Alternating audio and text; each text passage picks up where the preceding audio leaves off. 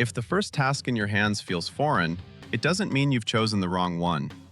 Often, the first attempts seem awkward and then suddenly become what keeps you for years. Soon it will become clear how to distinguish temporary discomfort from true incongruence. You too quickly take the feeling of awkwardness as a sign of error. When something new doesn't bring instant peace, the mind rushes to put a cross on it, although, in reality, you simply haven't had the chance to learn this task, get used to it, and grow within it. Because of this, many abandon what could have become theirs, precisely at the moment when everything is just beginning to come together. Correctness almost never comes as a flash, after which everything immediately becomes clear. More often, it unfolds slowly, through repetition, through doubts, through small tests of resilience. At first, you simply notice that you don't want to run away.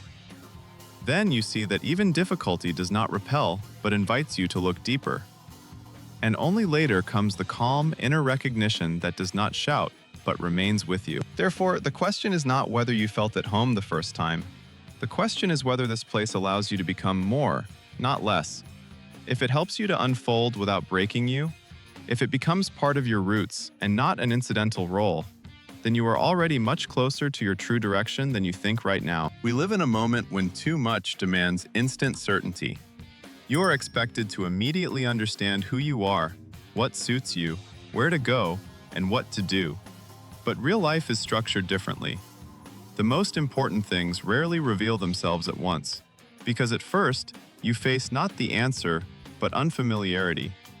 And it is in this place that most people make a mistake, concluding that the absence of instant comfort means the absence of rightness. Right now, this topic is especially important because there is too much noise around that substitutes inner recognition with quick impressions.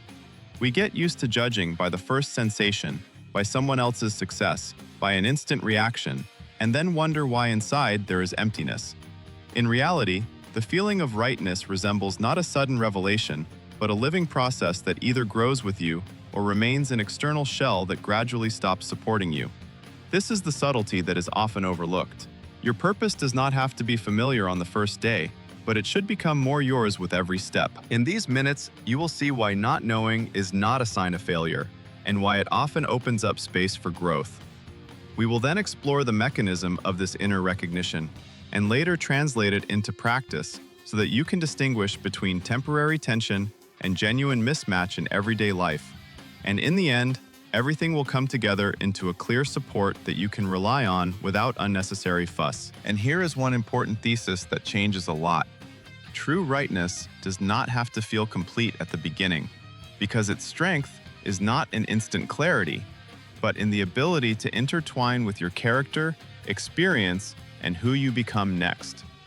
That is why so many people initially feel doubt, and then suddenly recognize their calling as something alive that not only suits them, but helps them grow. When you stop demanding immediate certainty from yourself, there is a chance to see what truly stays with you for a long time. The unfamiliar almost always feels like a breakdown. The body tenses up, the jaw tightens, the gaze fixes on a single point, and the mind immediately whispers that if it has become difficult, then it's not yours. But herein lies the mistake. We too often mistake the absence of recognition for the absence of correctness, while in reality, recognition always lags behind experience. First, you step into a new role like a person without a map. Then you start to discern the turns, and only after that does a calm sensation arise that you are in your place. The false conviction sounds very convincing. If it's not easy right away, it means it's not suitable. Because of this, a person dismisses not only work, but also relationships, creativity, learning, any task that asks for time. They expect the same comfort from the new that is only found in the familiar, and confuse familiarity with truth. But comfort often merely indicates that the nervous system has already learned this route. Correctness, however, is verified differently. It doesn't look at the first reaction, but rather at what happens to you through repetition. Do you become more attentive, deeper, more resilient, or do you constantly constrict and harden within? Imagine a person who starts managing a complex project for the first time. For the first few weeks, they open their laptop with a heaviness in their chest because everything seems too big and too noisy. They think they made a wrong choice. But after a month, they notice a strange thing. They no longer need to pretend that they understand everything, and instead, they become interested in getting to the essence. It's not a sudden love at first sight, but a growth of recognition. This is how true work functions. It doesn't necessarily pat you on the head, but it starts to gather around your strengths. Another example is even more precise. A person changes their social circle and feels awkward in the first days, stays silent, gets tangled in intonations, comes home with tense shoulders. It's easy to decide that the environment is alien, but sometimes, after a while, they start speaking more freely, and along with that, they change themselves. It means the issue wasn't their mismatch, but that their inner form hadn't yet caught up with the new environment. The mistake is that we evaluate the alignment before it has had the chance to manifest. There is a simple guideline that helps avoid deceiving oneself. Look not only at the first feeling, but at whether this endeavor expands your inner capacity.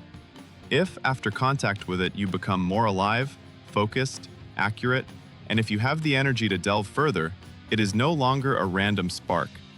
Then, ignorance stops being a proof of alienness and becomes a stage of entry. And the more honestly you pass through this stage, the less likely you are to abandon your own simply because it hasn't come to you ready-made. Try right now one simple question that takes exactly 60 seconds. Ask yourself not, "Do I like this?" and not, "Is it easy for me?" but, "Am I becoming more collected, more alive, and more capable of continuing?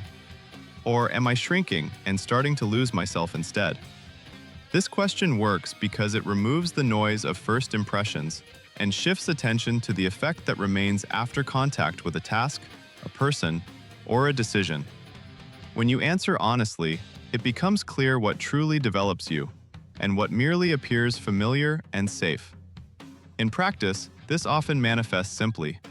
The same activity may initially be irritating, but if you gain more clarity and less internal chaos afterward, it's no longer a random burden, but a contour of your growth. How to integrate this into chaos can be easily checked in an ordinary work moment. When you receive a challenging task, you are sitting on public transport before a meeting or standing in line before a conversation. No one will notice that you have switched off from the noise for a few seconds. Inside, ask yourself the same question and don't rush to answer with words. At first, you will feel how your shoulders either drop slightly or, conversely, become stiffer. Your breathing either evens out or hides up in your chest. Then it will become clear if there is a quiet expansion inside or a habitual contraction. In 60 seconds, you no longer get an abstract idea, but a bodily hint to refer to moving forward. And the more often you do this, the less you confuse temporary awkwardness with true incongruity.